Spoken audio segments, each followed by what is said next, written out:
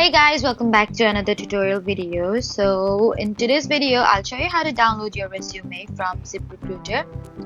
So if you've uploaded a resume and want to save a copy to your device, then just follow along. First, sign into your ZipRecruiter account and go to your profile or resume section. From there, open your resume you've uploaded.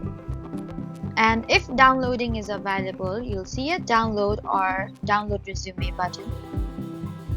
From there, click it and choose where you want to save the file on your computer or phone. And once the download is complete, you can use your resume for other job applications or make edits whenever needed. And if you have multiple resumes saved, but you need to be sure to download the correct version.